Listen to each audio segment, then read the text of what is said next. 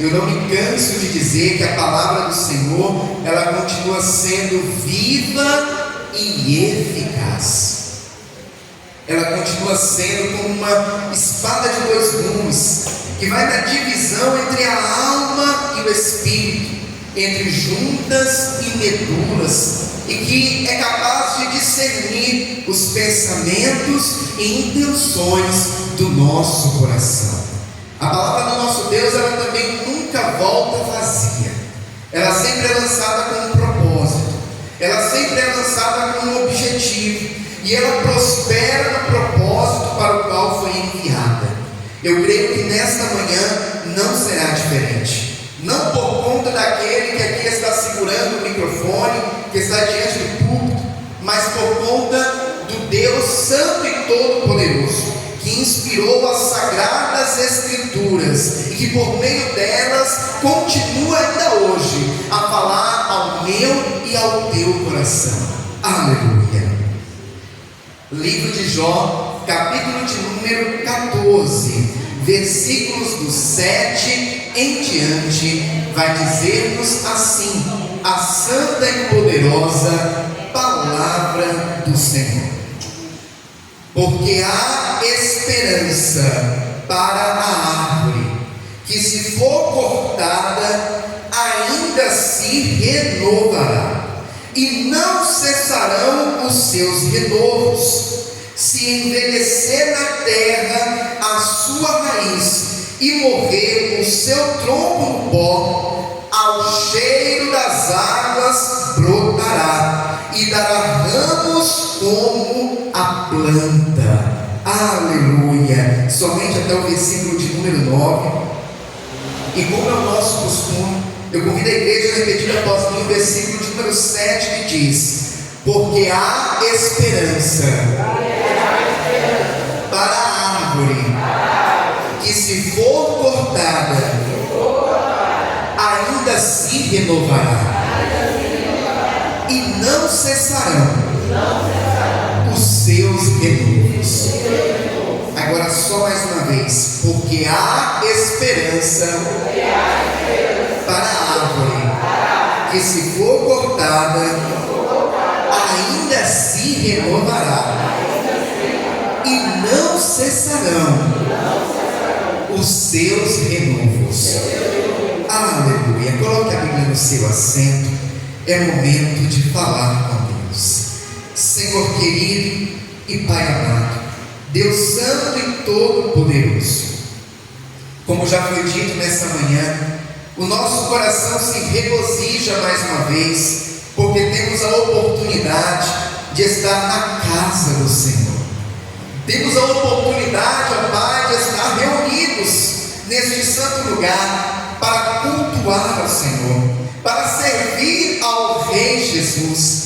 E nesta manhã já podemos falar com o Senhor em oração, já podemos também louvar e agradecer o seu nome por meio dos louvores que aqui foram entoados a Ti. E agora a sua igreja espera receber uma palavra, não uma palavra que venha do pastor Anderson, não uma palavra que venha de conhecimento humano, mas uma palavra que nasceu primeiramente no coração do próprio Deus, e que agora será ministrada ao coração da sua igreja.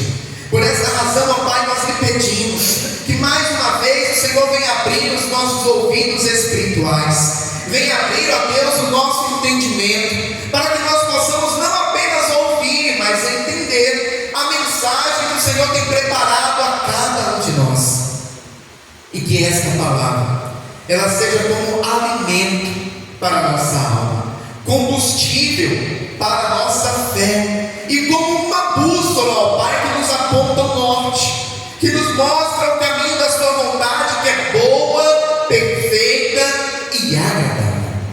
Nesse momento, Deus, eu me coloco diante de Ti, como um simples servo que sou, e lhe peço: usa-me, ó Pai, como instrumento em Suas mãos, para pregoar a santa e poderosa palavra do Senhor.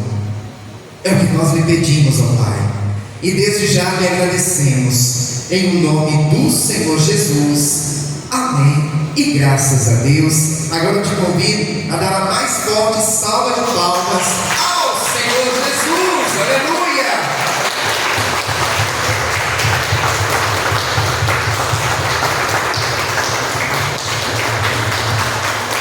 Graças a Deus. A igreja pode tomar o seu assento, fiquem à vontade.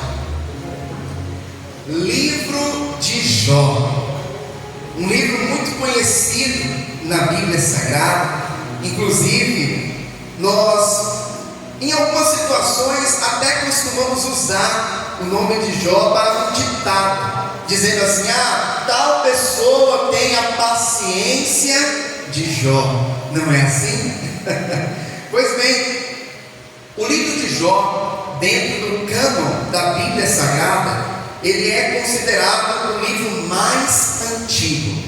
Pastor, mas eu pensava que era Gênesis, que falava a respeito da criação de todas as coisas, dos céus, da terra, dos luminares. Gênesis, ele vai tratar das coisas mais antigas, ou seja, da criação de tudo. No entanto, por idade em que foi escrito, o livro de Jó é datado de uma data anterior, inclusive, ao livro de Gênesis. Jó, ele viveu muito provavelmente ali no período patriarcal, na mesma época de Abraão, Isaac, Jacó. E a Bíblia vai nos falar que este homem chamado Jó, que dá o nome ao livro, era um homem reto, íntegro, temente a Deus e que desviava-se do mal. Nós conhecemos um pouco a respeito da história, da vida de Jó, e nós sabemos que o livro de Jó vai tratar a respeito de um assunto muito emblemático, um assunto que inclusive nos leva a ter grandes reflexões. Pastor, que assunto? O sofrimento humano. E um assunto que está inclusive unido a este. Pastor, qual outro assunto? Porque o justo sofre. A palavra do Senhor vai nos falar que Jó era um homem fiel a Deus. Jó era um homem temente ao Senhor. A Bíblia nos fala que Jó tinha filhos e filhas, e quando eles davam festas, na sequência Jó fazia sacrifícios ao Senhor, a fim de pedir perdão a Deus, por se porventura um dos seus filhos tivesse pecado contra Deus, em seu momento ali de alegria, de festejo. Então Jó era um homem que se preocupava em verdadeiramente agradar a Deus. E a Bíblia nos mostra que Deus, eu vou usar uma palavra aqui que é difícil de nós vermos alguém usando essa palavra para algum homem, mas eu acredito que Jó pode se encaixar nisso. Deus, ele tinha orgulho de Jó. Pastor, por quê? Porque a palavra do Senhor vai nos falar que Satanás estava rodeando a terra, e um dia, chegando na reunião ali onde o Senhor estava com os santos, com os anjos, a Bíblia nos fala que Satanás se aproxima e Deus fala: Satanás, tens visto o meu servo Jó?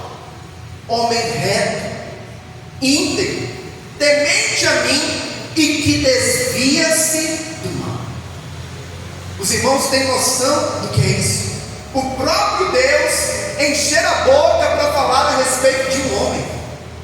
Foi o que Deus fez para com Jó, comentando a respeito dele com Satanás. E naquele momento Satanás diz: Senhor, mas este homem, este teu servo Jó, ele é temente ao Senhor, é fiel ao Senhor, porque o Senhor tem o abençoado grandemente. Nada falta para esse homem. Em outras palavras, esse homem é rico, esse homem tem saúde, esse homem tem uma esposa que o ama, esse homem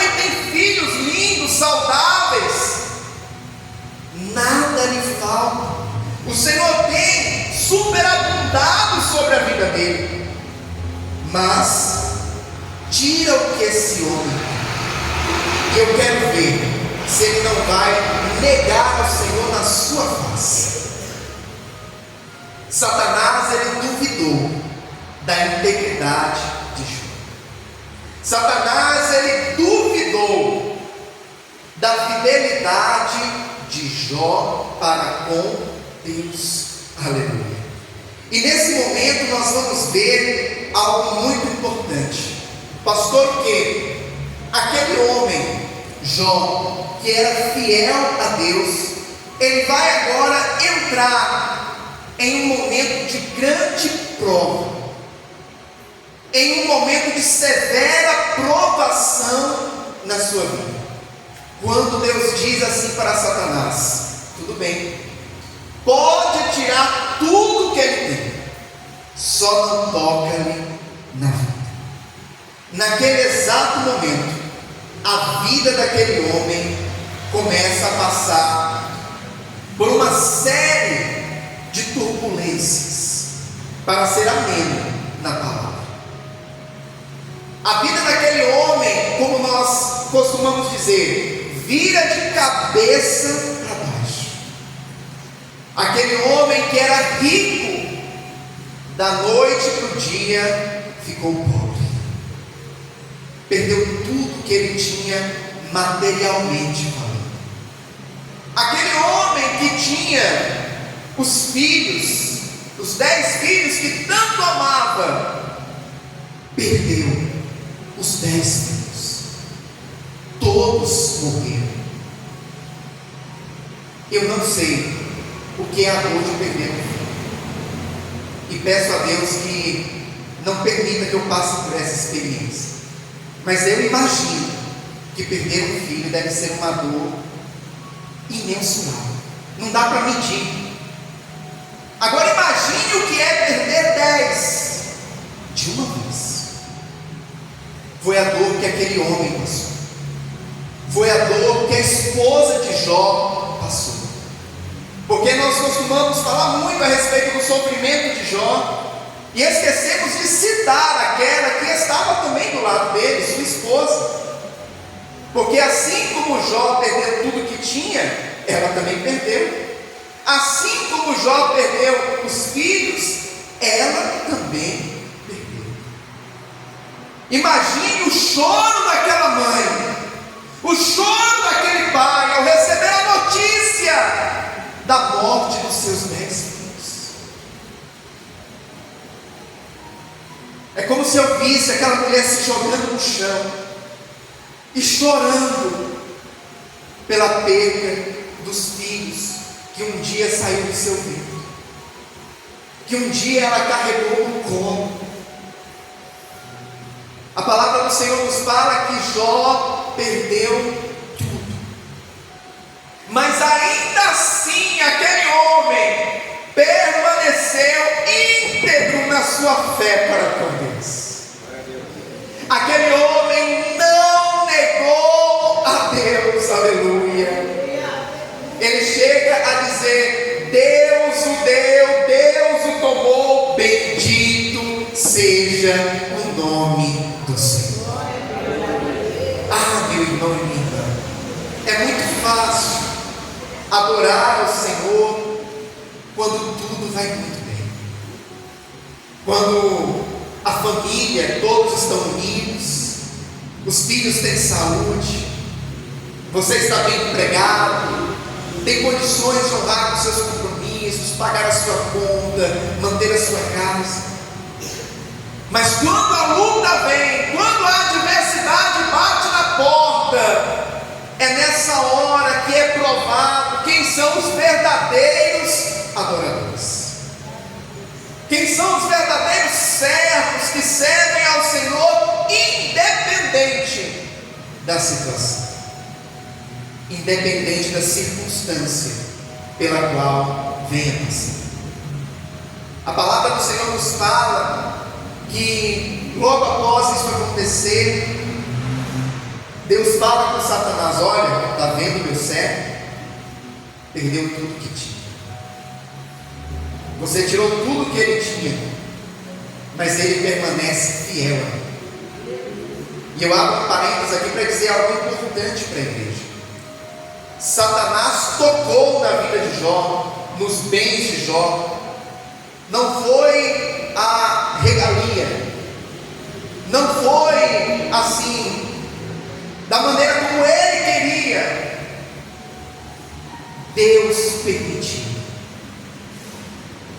Satanás não passou sobre a proteção de Deus para com Jó, para tocar em Jó e tocar nos seus bens. Não. Deus permitiu. Pastor, é que o Senhor quer dizer com isso? Quando nós estamos na presença do Senhor, quando nós estamos sendo fiéis ao nosso Deus, Satanás ele não tem legalidade para tocar na minha e na tua vida. Quando nós não deixamos brechas, Satanás não tem legalidade para a regalia, como ele quer tocar, de maneira alguma. Satanás só toca num servo do Senhor caso o próprio Deus permita. Foi o que aconteceu aqui. O próprio Deus permitiu que Satanás tocasse nos bens de Jó, tocasse nos filhos de Jó, tocasse na saúde de Jó. A Bíblia vai nos falar que agora Deus mais uma vez fala com Satanás: olha, está vendo lá meu servo? Se mantém fiel a mim. E Satanás responde para ele: ele ainda é fiel porque ele tem saúde, mas toca na carne dele, toca na saúde dele. Eu quero ver se agora ele não vai negar ao Senhor. E a palavra do Senhor nos fala que Deus mais uma vez autoriza a Satanás a tocar agora na saúde de Jó. E ele diz: pode tocar na carne dele, só não tira-lhe a vida. Meu irmão e minha irmã, Satanás só vai até onde Deus risca, como a gente costuma dizer. Satanás só vai até onde Deus permite.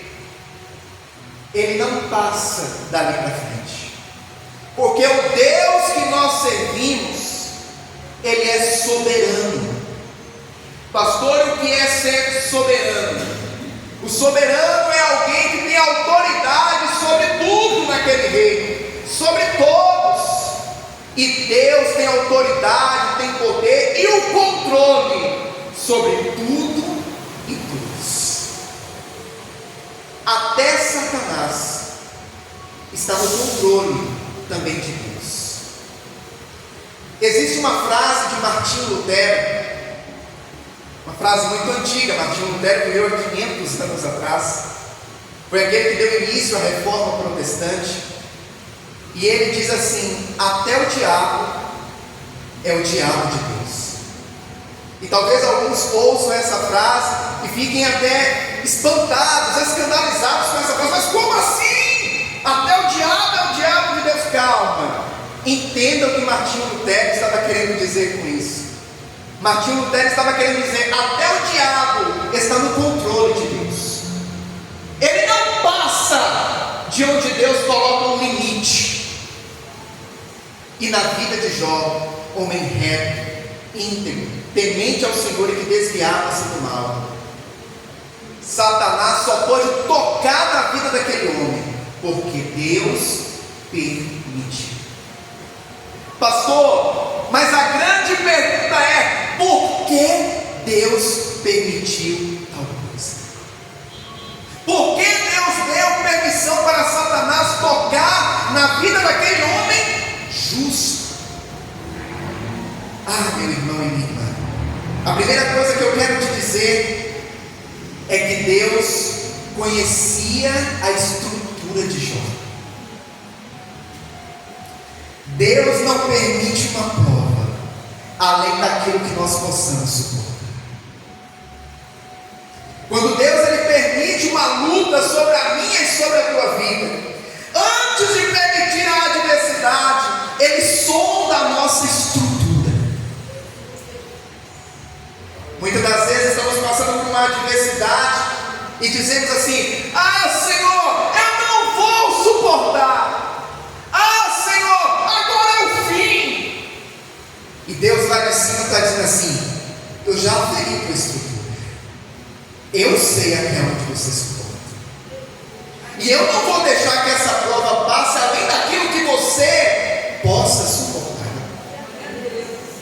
Deus conhecia a estrutura de Jó, e Deus conhecia a fidelidade de Jó.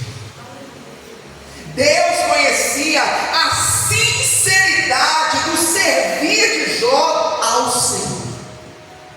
Por esta razão que Deus permite sobre a vida daquele homem tal coisa, para mostrar até mesmo para Satanás que aquele homem, aquele servo, era verdadeiramente fiel ao Senhor.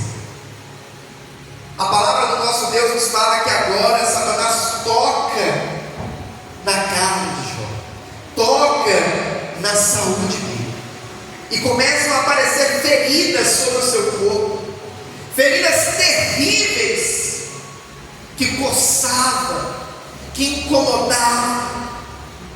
A esposa de Jó, depois de perder os bens juntamente com seu marido, de perder os filhos juntamente com seu marido, e agora olha para ele, vê o seu marido, um homem que era saudável, forte, que trabalhava, que sempre procurou guardar e proteger a família como homem da casa. Vê agora o seu marido no chão, com o cabo de telha na mão, coçando as feridas. E é nesse momento que aquela mulher diz: Jó, porque ainda se mantém fiel ao Senhor, amaldiçoa teu Deus e morre. Ela errou, ela falhou, fraquejou, sim, mas quem sou eu e você para julgar diante de todo o sofrimento que aquela mulher estava passando? E diante dessa frase, Jó ele fala: como diz uma louca, assim falas tu. Recebemos o bem de Deus e não receberemos agora o mal. O Senhor o deu, o Senhor o tomou, bendito seja o nome do Senhor. Ah, meu irmão e minha irmã, aquele homem passou por uma luta ferrenha, um sofrimento que na Bíblia Sagrada, maior sofrimento que o de Jó, só o de Cristo.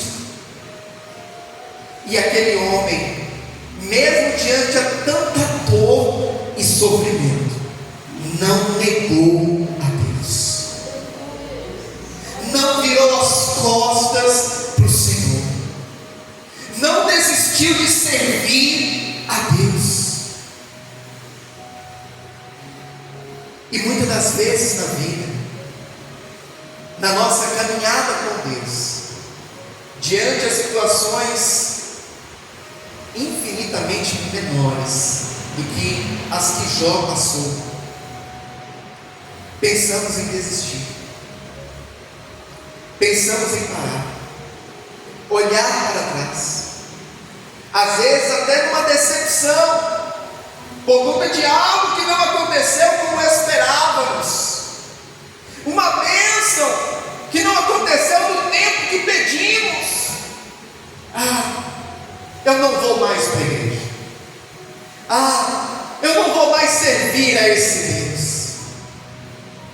Meu irmão e minha irmã, a nossa fidelidade ao Senhor, o nosso servir a Deus precisa estar muito além das circunstâncias da vida, precisa estar muito além daquilo que Ele pode nos dar, precisa estar muito além se estamos passando por um momento de luta e adversidade ou um momento de bonança.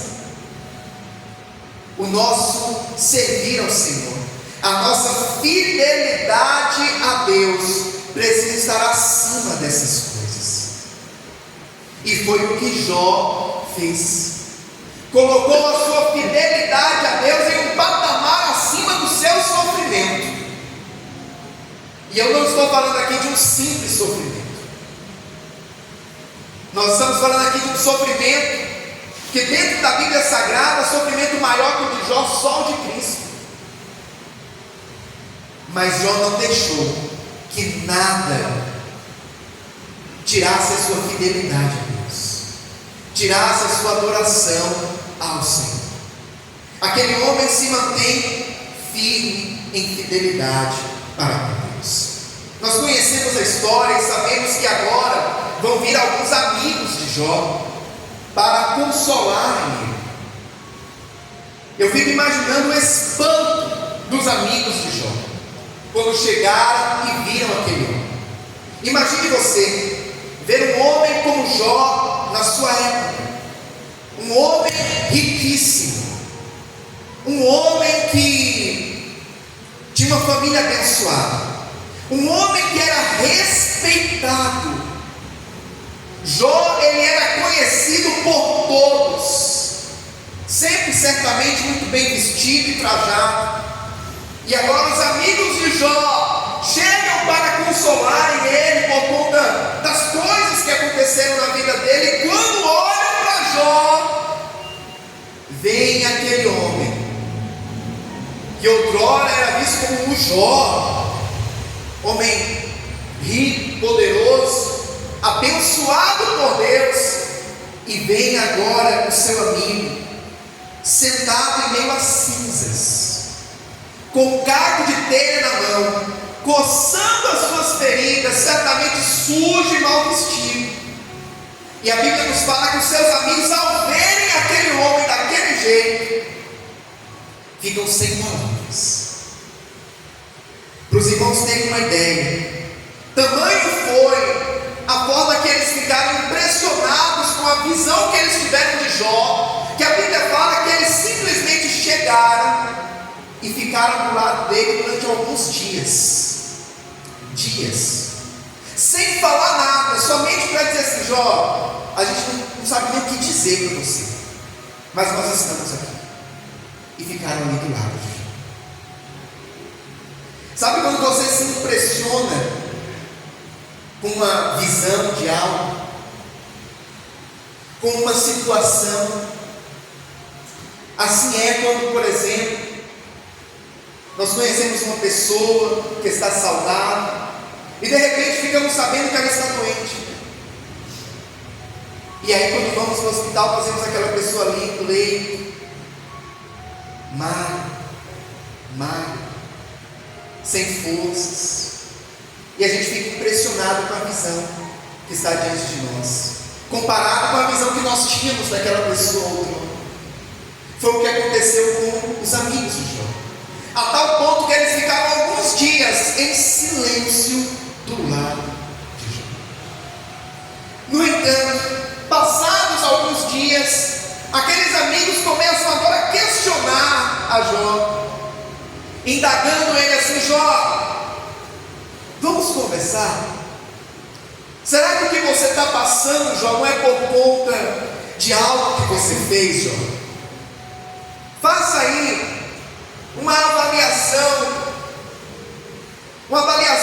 dos seus atos, das suas escolhas, uma avaliação da sua personalidade. Avalie bem, Jó, porque para você estar passando por isso, Jó, alguma coisa você deve ter feito. Ah, meu irmão e minha irmã, eu abro parênteses aqui para te dizer algo importante.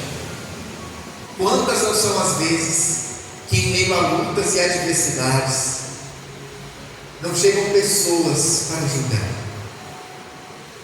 para querer descobrir o motivo da causa daquilo que eu e você estamos passando. Ah, será que você não pegou? Ah, será que você não fez isso ou aquilo? Sempre parece alguém. No entanto, com Jó, aquele homem não havia pecado para com Deus. Aquele homem havia mantido a sua integridade para com o Senhor. Mas mesmo assim eles tentam questionar, indagar a Jó o porquê do seu sofrimento, a causa que levou ele a ser tão severamente provado. Ei, meu irmão e minha irmã, nem toda luta que passamos é por conta de um pecado. Nem toda adversidade que o irmão da esquerda, da direita, da frente ou de trás está enfrentando é porque caiu em pecado, é porque errou, é porque desagradou a Deus. E quem somos nós para julgar? Para questionar? Quem somos nós para apontar o dedo e ficar levantando hipóteses? Deve ter caído. Deve ter pecado. E Deus agora está pesando a mão. Existem circunstâncias em que nós queremos nos colocar na posição de juízes, querendo julgar o porquê das lutas do próximo. Deixe essa posição para Deus. Cabe a mim e a você tão somente orar pela vida dele. Orar pela vida dele. As causas que o levaram a passar por aquilo, seja por um erro seu, um erro da pessoa, seja porque Deus está lapidando, Deus está trabalhando na vida daquela pessoa, independente de qual seja o motivo, a mim e a você cabe orar pela vida daquela pessoa, porque a verdade é que só Deus e ela sabem. Aqueles amigos de Jó que chegaram ali para consolá-lo, agora estavam julgando aquele homem. Jó, ele chega ao ponto de amaldiçoar o dia do seu nascimento. Pastor, mas Jó então não estava se rebelando contra Deus? Não. Ele estava lembrando de tudo que ele passou, do que ele estava enfrentando ainda naquele momento, e pensando assim: eu acho que seria melhor que eu não tivesse nascido, do que nascer e passar pelo que eu estou passando. Aquele homem estava em grande sofrimento. Jó chega ao ponto de dizer assim: o mal que eu temia me sobreveu. Sabe aquela situação que muitas das vezes nós imaginamos e pensamos assim: meu Deus, que isso nunca vai acontecer comigo. É mais ou menos o que Jó estava dizendo. Aquilo que ele temia, aquilo que quando passava pela sua mente ele dizia: meu Deus, arrependido. Aquilo foi o que aconteceu comigo. Aquele homem estava passando por uma grande dor. No entanto, ainda havia dentro daquele homem sinceridade para com Deus, fidelidade para com o Senhor, e nada levava aquele homem a negar a Deus. Quando nós chegamos aqui no capítulo de número 14, versículos do 7 em diante, como nós lemos, Jó, ele vai dizer em meio a uma reflexão que ele está fazendo, uma reflexão a respeito da vida, e ele diz assim: porque há esperança para a árvore que, se for cortada, ainda se renovará, e não cessarão os seus renovos. Se envelhecer a terra, a sua raiz, e morrer o seu tronco no pó, ao cheiro das águas brotará e dará ramos como a planta. Aleluia! Aquele homem estava fazendo uma reflexão sobre a vida, e ele agora começa a se lembrar do que acontece muitas das vezes com uma árvore seu tronco decepado, cortado.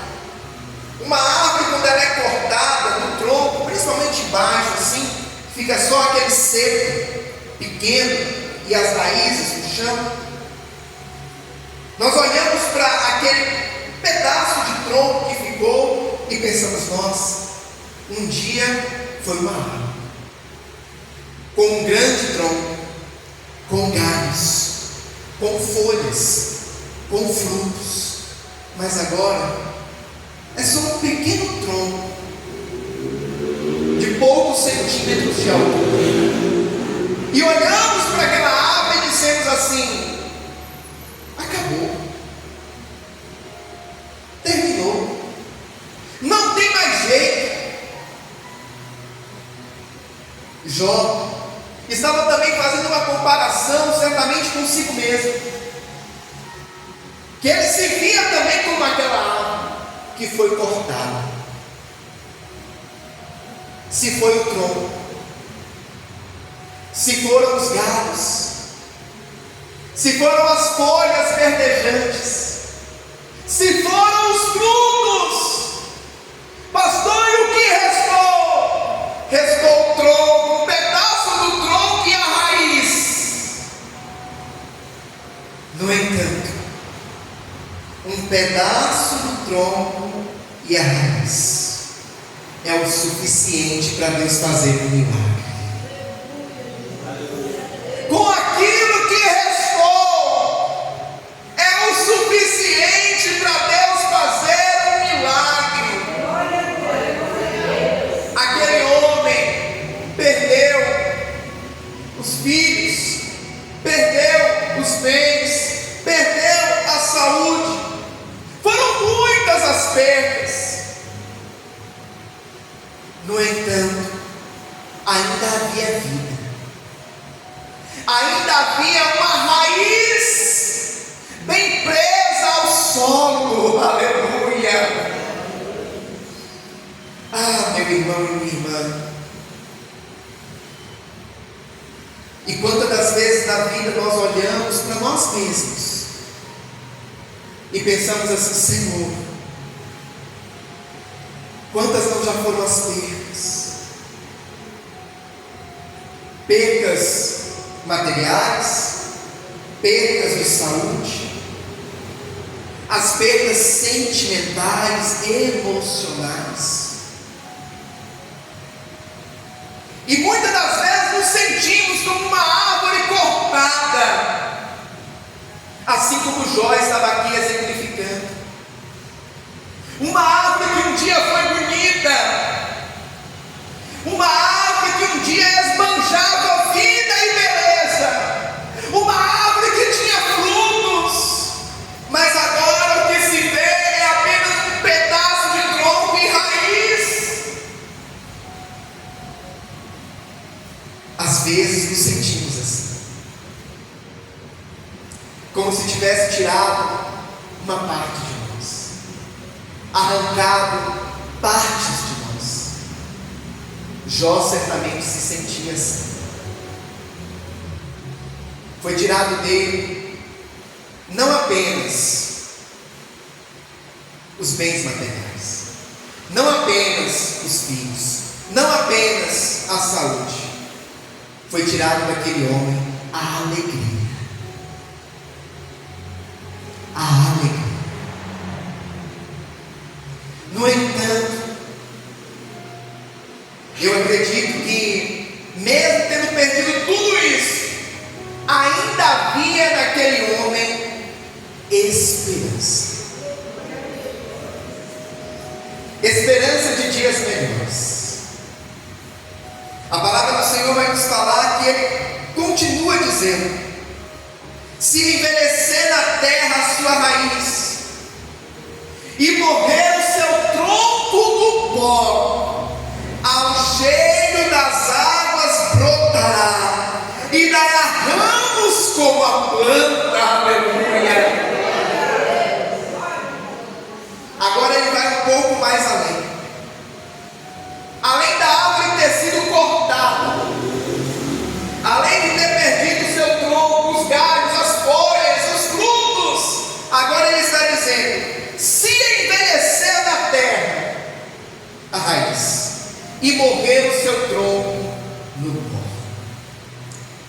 Jó aqui agora está falando a respeito de tempo também. O envelhecer fala de tempo, fala de espera. Há quanto tempo você está nessa luta? Há quanto tempo você está passando por essa situação? Pastor, é 1 mês, é 3 meses, pastor, é 5 anos, é 10 anos.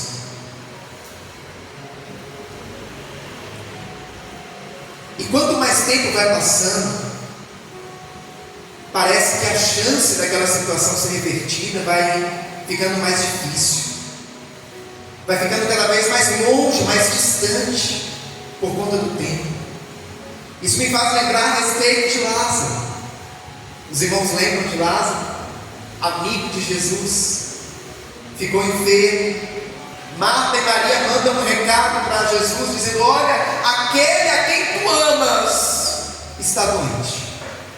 Só que quando Jesus chegou, já haviam 4 dias que Lázaro havia morrido. 4 dias. E dentro do olhar humano, já passou muito tempo. Já não tem mais jeito. Já não tem mais esperança. Enquanto havia vida, havia esperança. Agora que morreu, está com a sepultura, acabou. O tempo, muitas das vezes, nos leva a ir perdendo a esperança. Assim aconteceu com Marta e Maria. Depois que Lázaro estava morto há 4 dias. No entanto, meu irmão e minha irmã, eu quero te dizer nessa manhã, que para o nosso Deus, não importa há quanto tempo estejamos passando por uma luta, não importa as circunstâncias que nos encontramos naquele exato momento, se é uma árvore completa, se é uma árvore sem folhas, se é uma árvore sem fruto, se é uma árvore sem tronco, ou até mesmo uma árvore que a raiz já envelheceu na terra, e que ninguém mais dá chance, dá esperança para aquela árvore. Para Deus há esperança. Para Deus sempre há um jeito. Pastor, mas eu não consigo ver uma maneira, eu não consigo ver uma solução desse problema ser resolvido. Você pode até não conseguir ver uma maneira, a sua mente pode até não conseguir realizar como que aquilo vai ser resolvido, mas Deus tem um jeito. Deus tem as suas maneiras de trabalhar. E te digo mais, Deus sempre nos surpreende. Porque a nossa mente é limitada. A gente pensa que só pode ser feita de um jeito, de uma maneira. E Deus, a mente dele, vai muito além. Muito além daquilo que a gente pensa, daquilo que a gente imagina, das maneiras engessadas que nós achamos que é a forma como as coisas vão acontecer. Pode não ter jeito para mim e para você, mas para Jesus tem jeito, aleluia! Se envelhecer na terra a sua raiz, e morrer o seu tronco no pó, ao cheiro das águas, brotará e dará ramos como a planta, aleluia, ao cheiro das águas. E eu convido a igreja a repetir comigo: ao cheiro das águas. Mais uma vez: ao cheiro das águas. Aleluia. Ah, meu irmão e minha irmã. Santo, santo, santo, santo Senhor.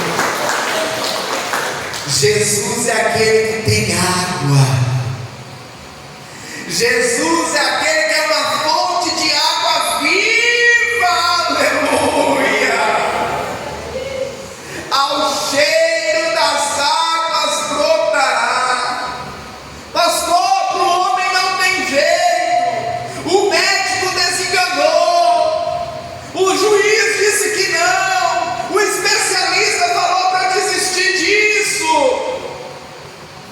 Mas para Jesus tem jeito, aleluia!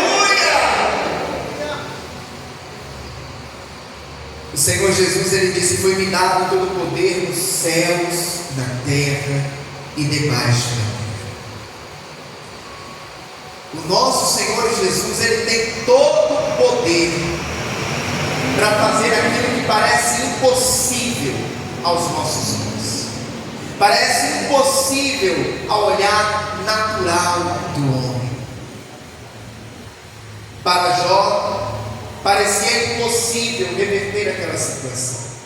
Assim como para Lázaro, que estava morto há 4 dias, parecia impossível ter aquela situação revertida. Assim como lá em Ezequiel 37, onde o Senhor leva em espírito ao vale de ossos secos, parecia impossível aqueles ossos secos voltarem a ter vida. No entanto, aquilo que para o homem é impossível, quando o homem chega no seu limite, Deus ele vai além. Deus ele prossegue. Pastor, mas é uma enfermidade incurável. Deus pode. Pastor, mas é uma causa perdida. Deus pode reverter. Ah, meu irmão e minha irmã, só não deixe de crer. Só não deixe de confiar. Confia no Senhor. Confia no seu poder. Aleluia. A palavra do Senhor vai nos contar que durante muitos capítulos do livro de Jó ele vai estar em meio a uma reflexão e em meio a um diálogo para com Deus. A bem da verdade, nós lemos poucos capítulos do livro de Jó, mas o livro de Jó tem mais de 40 capítulos. E a grande maioria desses capítulos é Jó fazendo uma reflexão sobre a vida. É Jó conversando com Deus a respeito do que ele está passando. E quando nós chegamos lá no final do livro de Jó, nós vamos ver que Jó agora começa a orar pelos seus amigos. Os seus amigos que o julgaram, que o apontaram, que questionaram a ele o porquê da sua luta. E a Bíblia vai nos falar que enquanto Jó orava pelos seus amigos, Deus virou o cativeiro de Jó e deu em dobro a tudo quanto antes ele tinha. Aleluia! Ah, meu irmão e minha irmã, Deus vai virar esse cativeiro. Deus vai mudar essa situação. Deus vai reverter essa sentença, esse diagnóstico. Não deixe de acreditar no poder do nosso Deus. Não deixe de acreditar no agir do Senhor. Pastor, mas parece que a situação está fora de controle, pastor. Pastor, mas parece que está tudo perdido, está tudo acabado. Ei, a situação não fugiu do controle das mãos de Deus. Eu vou repetir para você. A situação não fugiu do controle das mãos de Deus. E ela tem prazo de validade. Essa prova tem prazo de validade. E quando vencer esse prazo, o cativeiro vai virar. A situação vai mudar. O milagre vai acontecer. E você vai viver coisas extraordinárias da parte do Senhor na tua vida. Em nome do Senhor Jesus. O Senhor, nessa manhã, tem uma palavra muito clara ao meu e ao teu coração. Que mesmo quando Ele permite o sofrimento sobre as nossas vidas, mesmo quando Ele permite nós entrarmos em provas e adversidades, Ele não perde o controle da situação. No tempo certo, Ele vira o cativeiro, Ele muda o cenário, Ele reverte aquilo que parecia já findado, aquilo que parecia já decretado pelo homem, porque Ele é quem dá a última palavra na minha e na tua vida.